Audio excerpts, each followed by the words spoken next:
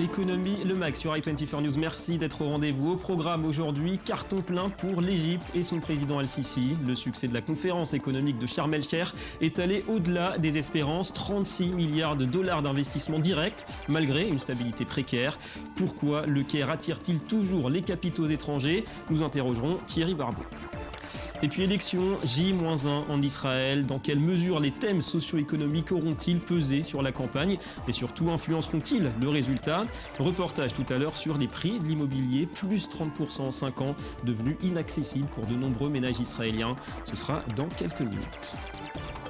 Voilà pour les titres, soyez les bienvenus. Avant cela, le point sur le reste de l'actu économique internationale et on s'arrête d'abord au Brésil avec ces images assez impressionnantes. Des manifestations monstres comme ici à Rio, raz-de-marée humain contre le parti travailliste de Dilma Rousseff. Beaucoup réclamaient le départ de la présidente. Moins de 5 mois après sa réélection, elle cristallise la grogne en raison de la crise économique, récession, chômage, inflation et bien sûr du scandale de corruption Petrobras. Nous voulons un Brésil juste et honnête. Les Brésiliens ont l'espoir d'avoir un pays bon, sûr, où les enfants peuvent sortir et revenir sains et saufs. Le pays est vendu, corrompu. Il ne faut pas seulement qu'il quitte le pouvoir. Nous voulons qu'il nous restitue tout, en double. On parle d'environ 1,5 million de personnes à travers le pays. L'Europe, l'Allemagne et c'est à Hanovre qu'Angela Merkel a donné hier le coup d'envoi du grand salon high-tech CeBIT. Invité d'honneur cette année, la Chine, un géant en pleine mutation numérique. Premier partenaire commercial de Pékin en Europe, Berlin a affiché l'an dernier 150 milliards d'euros d'échanges avec la Chine. L'économie allemande apprécie la Chine en tant que premier partenaire commercial hors de l'Europe, mais aussi en tant que partenaire pour le développement de technologies sophistiquées. La Chine est prête, de concert avec la communauté internationale, à harmoniser les cadres politiques et juridiques, à supprimer les barrières commerciales et technologiques et à améliorer l'environnement pour les investissements. Oui, le marché chinois qui est aussi le troisième débouché pour l'économie allemande après la zone euro et les États-Unis. Sachez d'ailleurs que la Chine a dépassé l'Allemagne et la France pour devenir le troisième exportateur mondial d'armes après les États-Unis et la Russie, données fournies par l'Institut CIPRI. Et en bref, justement, nouvelle percée d'Airbus en Asie, un méga contrat pour construire plus de 300 hélicoptères civils et d'attaque en Corée du Sud. Le tout pour une valeur de 3 milliards de dollars, dont la moitié profitera directement aux constructeurs européens. Notez aussi que les investissements directs étrangers en France ont progressé l'an dernier de 8%, d'après l'agence Business France, première hausse après 3 années de déclin. C'est depuis New Delhi que Christine Lagarde a confirmé ce lundi la prévision de croissance du FMI pour le PIB mondial, 3,5% cette année, 3,7% l'an prochain. Plus de 6 ans après la crise financière mondiale, la reprise économique demeure trop lente, trop fragile et trop déséquilibrée d'après la patronne du FMI qui critique les divergences de politique monétaire, facteur de volatilité pour les marchés, dit-elle. Lagarde qui en a profité pour saluer les efforts de l'Inde et son dynamisme. Du nouveau au Proche-Orient, dans les relations entre Israël et la bande de Gaza, les fermiers gazaouis ont exporté en fin de semaine dernière des fruits et légumes vers Israël. C'est une première depuis 2007, 27 tonnes de tomates, 5 d'aubergines et les exploitants espèrent multiplier par 10 ces chiffres d'ici un mois. La boîte coûte ici 10 shekels et les Israéliens l'achètent à 20 shekels. Ça fait une différence de 10 shekels. Nous exporterons des tomates et des aubergines 3 fois par semaine. Voilà, et puis des images de l'aide d'urgence en faveur de l'archipel de Vanuatu. C'est dans le Pacifique Sud, dévasté vendredi dernier par le cyclone Pam, avec des rafales qui ont parfois dépassé les 320 km/h. Des années de développement économique perdues, d'après le président, qui réclame une aide financière. L'Australie voisine est à pied d'œuvre. 5 millions de dollars sont destinés aux ONG, aux partenaires de la Croix-Rouge et de l'ONU. Nous avons aussi envoyé 3 avions militaires, un Hercule et 2 C-17 remplis de fournitures médicales, de secours et autres, avec du personnel. 2 autres avions partiront aujourd'hui. Et on en vient à la conférence sur l'avenir de l'Égypte. Elle avait lieu ce week-end à Sharm el-Cheikh, dans le sud du Sinaï. Des représentants d'une centaine de pays au chevet d'une économie mise à mal par 4 années d'instabilité. Mais les autorités veulent croire à un nouvel élan. Croissance attendue autour de 4% cette année. Et le bilan de la conférence devrait conforter les espoirs puisque le Caire est parvenu à signer pour 36 milliards de dollars de contrats. Anthony Lesme. Abdel Fattah al-Sisi a le sourire. Le président égyptien a réussi son pari, le retour de son pays sur la scène internationale. Malgré des procès expéditifs et la condamnation à mort de centaines de frères musulmans, des représentants de plus de 100 pays se sont déplacés à Sharm el-Sheikh, dont les États-Unis et des pays européens comme l'Allemagne, le Royaume-Uni et la France. Cette conférence, elle marque le retour de l'Égypte dans le concert international économique, financier et de l'investissement. C'est indispensable. Pour le président égyptien, les objectifs sont clairs, investir pour doper la croissance.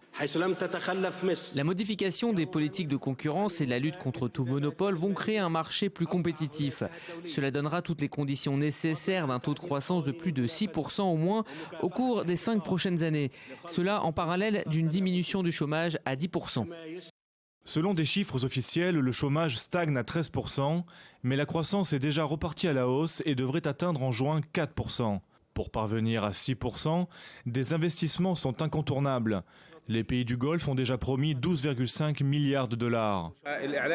L'annonce aujourd'hui des 12,5 milliards de dollars d'aide à l'Égypte dans la période à venir nous met vraiment à l'aise et nous rend confiants que l'Égypte va se développer et s'améliorer encore plus qu'avant. À Sharm el-Sheikh, l'Égypte a officialisé des contrats conséquents, notamment dans l'énergie. Avec l'allemand Siemens, le gouvernement égyptien a signé pour plus de 4 milliards de dollars, avec notamment la construction d'une centrale thermique au gaz.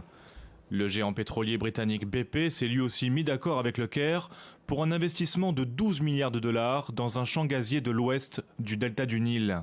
Nous proposons plusieurs projets d'une valeur de 20 à 25 milliards de dollars, mais nous ne pouvons pas confirmer pour le moment quels projets vont être signés. Plusieurs négociations ont eu lieu récemment et si Dieu le veut, un bon nombre de projets seront signés. Toute cette mobilisation a bien sûr un sens politique. Fer de lance d'une action interarabe, l'Égypte souhaite intervenir militairement contre l'État islamique. Un soutien nécessaire pour l'Occident qui n'arrive pas à reprendre les territoires gagnés par les fondamentalistes. Une alliance que Sisi monnaie par le développement de son économie. Une économie ébranlée évidemment par l'instabilité 4 ans après la chute de Moubarak. Et en liaison avec nous Thierry Barbeau, bonjour. Bonjour. Spécialiste de l'économie du continent africain et vous dirigez entre autres, on le rappelle, le site info-afrique.com. Alors 3 jours de conférence, 36 milliards de dollars de contrats pour l'Égypte, 12 milliards d'aides des pays du Golfe, 5 milliards aussi de prêts de la part des grandes institutions. On peut dire que l'Égypte attire toujours les capitaux étrangers malgré un contexte, on sait, qui reste difficile à bien des égards finalement. Oui, bien sûr. Alors, c'est une très, très bonne nouvelle pour l'Égypte. C'est une très bonne nouvelle pour la région. Et puis, ça va permettre au pays de suivre un peu le développement et la croissance du continent africain, l'Égypte a une croissance de 4%, ce qui est la moyenne, en fait, du continent africain. Ouais. Donc, c'est une excellente nouvelle. Ouais, donc, attractivité. Les points forts de l'Égypte, ça reste quoi pour vous aujourd'hui, surtout le canal de Suez ? Alors effectivement, le canal de Suez qui va énormément se développer. Alors c'est un chantier qui est très long, qui va mobiliser à peu près 6 ans de travaux et dont d'ailleurs la finance participative est incluse puisque les Égyptiens sont soumis avec des bons d'achat en fait à prendre partie au projet. Et ensuite il reste bien évidemment le tourisme. Alors avec les notions, les problèmes sécuritaires et le printemps arabe, c'était un petit peu retombé. L'Égypte garde une culture et une histoire fantastique avec des lieux sublimissimes en Afrique. Donc ça va relancer cette économie qui est elle aussi très importante. Un emplacement stratégique, donc c'est ça pour vous le défi. C'est surtout aujourd'hui au niveau des infrastructures pour dynamiser donc les secteurs forts, le tourisme, le trafic du canal de Suez et puis l'énergie aussi. Alors l'énergie, bien sûr, c'est un défi colossal. L'Égypte est un des plus grands pays d'Afrique. On a une population estimée à 90 millions d'habitants. Et puis le Caire est une des plus grandes villes. Donc il est absolument essentiel de disposer des ressources énergétiques et puis d'avoir l'accès à l'eau partout, d'avoir l'accès à l'électricité et puis d'avoir des infrastructures qui se développent aussi vers les nouvelles technologies. Ouais. Donc là, il y a vraiment une démarche forte et de communication et de développement qui va vraiment dans la bonne direction. Et au niveau des indicateurs, vous pensez que les perspectives peuvent être intéressantes à long terme pour le Caire ? Vraiment, vous y croyez ? Ah oui, je pense, parce que c'est une ville qui reste extrêmement dynamique, c'est une ville qui est placée aussi extrêmement stratégiquement. Vous avez parlé effectivement du canal de Suez, mais c'est un pays qui reste à la porte de l'Europe, très près de l'Orient, donc vraiment on a un endroit extrêmement dynamique dans tous les cas, et qui veut vraiment oublier la période difficile des printemps arabes, et puis des situations sécuritaires très, très difficiles. Ouais. Alors au stade où on en est, c'est peut-être difficile, mais est-ce qu'on peut imaginer plus de coopération, d'intégration intégration régionale et avancer pas à pas, peut-être vers des formes de libre-échange dans la région ? Alors, ça serait effectivement très souhaitable. Je pense que ça va être très compliqué avec les pays limitrophes. On a une région très difficile avec tout l'entourage de la Libye, où énormément de trafic d'armes sont réalisés et on a une insécurité vraiment qui devient chronique dans cette région. On a le Soudan, où le nord reste assez stable, mais le sud reste assez divisé, c'est compliqué. Par contre, les apports massifs d'investissement de la part des Émirats arabes et puis les dépenses qui sont faites au niveau de l'Europe aussi, avec l'achat par exemple des Rafales récemment, font que ça va dynamiser quand même la région et donc accroître la sécurité. Alors justement, rapidement, la France, plus que jamais, elle fait partie des principaux partenaires pour le Caire. Est-ce que c'est vraiment un tournant le Rafale à ce niveau-là ? Ah oui, c'est vraiment c'est un avion que la France a eu beaucoup de mal à vendre, donc elle est vraiment satisfaite. Et puis il n'y a pas que le Rafale, il y a d'autres contrats qui sont autour, il y a beaucoup de contrats qui sont de formation au niveau des militaires, une frégate qui a été vendue, énormément aussi d'armements un petit peu plus légers. Donc je pense que là aussi la communication qui est faite, c'est attention, le pays renouvelle un petit peu son armement et sa stratégie de mise à niveau de son armement, c'est aussi effectivement pour prévenir des troubles qui seraient sous-jacents. Merci beaucoup Thierry Brabo pour ces explications. Allez, gros plan à la veille des législatives en Israël sur ce que certains appellent la crise du logement. Entre 2008 et 2013, les prix des loyers ont bondi de 30%. Les salaires, eux, n'ont pas augmenté aussi vite. Du coup, l'accès à la propriété est bien souvent impossible pour les jeunes couples, contraints souvent de quitter les grandes villes. Reportage en banlieue de Jérusalem. C'est dans la banlieue de Jérusalem qu'Eitam s'est installé avec sa famille. Pour payer le loyer, il cumule 4 emplois, en plus du salaire de sa femme assistante à l'université. Mais ils aimeraient devenir propriétaires, une chose impensable aujourd'hui face au coût exorbitant des loyers. Lorsque vous travaillez, même si vous pouvez économiser 700 ou 800 euros par mois, ce n'est pas suffisant pour avoir un capital et pour pouvoir acheter une maison. Donc sans l'aide des parents, ce n'est même pas possible de penser à acheter.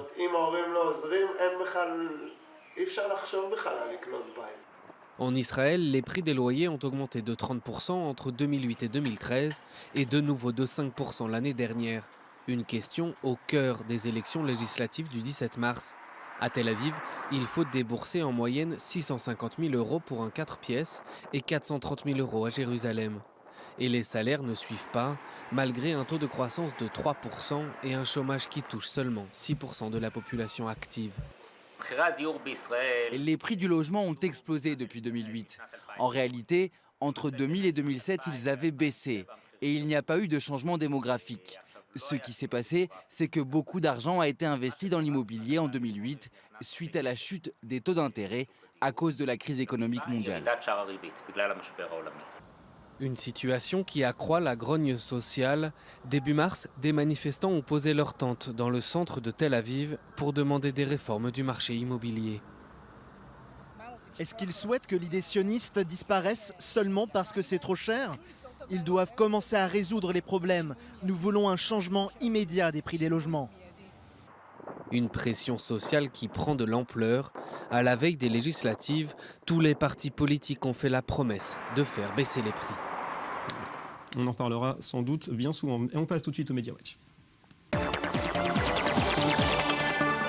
Et à la une de cette revue de presse éco, le salaire des grands leaders politiques mondiaux. Bonjour Joanna Citruc. Bonjour David. Qui sont les leaders chez les leaders? Oui, CNN en fait s'est intéressé aux revenus des dirigeants des économies développées. Et en du classement, sans surprise, c'est le président américain Barack Obama qui gagne environ 400 000 $ par an. Ensuite, on a le Premier ministre canadien Stephen Harper avec 260 000 $ par an. Sur la troisième marche du podium, c'est la chancelière allemande Angela Merkel avec presque 235 000 $ par an. Et le président français se classe 7e avec un petit peu plus de 194 000 $ par an. Mais pour pouvoir comparer ces montants et pour pouvoir surtout prendre en compte le niveau de vie de chaque pays, l'Express, le journal L'Express s'est amusé à les convertir en nombre de Big Mac. Et là, le classement est un petit peu différent, comme vous pouvez le voir à l'écran, puisque en tête, on retrouve Vladimir Poutine, le président russe, et Jacob Zuma, le président sud-africain, qui gagnent chacun plus de 100 000 burgers par an. Quant à François Hollande, eh bien, il n'est plus 7e. Il se retrouve tout en bas du classement avec quelques 50 000 sandwichs par an. Bon, ça devrait suffire largement. On va s'intéresser justement au très médiatique ministre grec des Finances, Johanna. Il fait polémique après un article paru dans Paris Match. Oui, en fin de semaine dernière, Paris Match a publié un article donc, sur Yanis Varoufakis, un petit papier donc, assorti de plusieurs photos en compagnie de sa femme dans son bel appartement d'Athènes avec vue sur le Parthénon. Le problème, c'est que ces clichés montrent une vie un petit peu bling-bling, donc à l'opposé de son image simple qui a fait sa popularité. Et surtout, ces clichés contrastent avec sa volonté de combattre l'austérité. Sur le web, les internautes n'ont pas hésité à se moquer. Résultat, lors d'une interview pour la télévision grecque, eh bien, le ministre des Finances s'est expliqué. Il a déclaré qu'il regrettait donc cette séance photo. Ouais, on comprend son embarras. Et d'ailleurs, Varoufakis qui s'est aussi exprimé à la télévision allemande ce week-end. Oui, mais sur toute autre chose, il a simplement profité en fait de sa présence donc dans un talk-show très très populaire en Allemagne pour apaiser les tensions, les relations entre Athènes et Berlin. Il a notamment appelé à ne pas laisser les problèmes insignifiants de liquidité diviser l'Europe. Voilà, des choses plus essentielles. Merci Johanna, à très bientôt. À bientôt. Voilà, fin de cette édition. Merci à vous d'avoir été avec nous. Économie, le MAG revient demain sur i24 News. Dossier spécial évidemment sur les élections en Israël et l'info continue. Restez avec nous.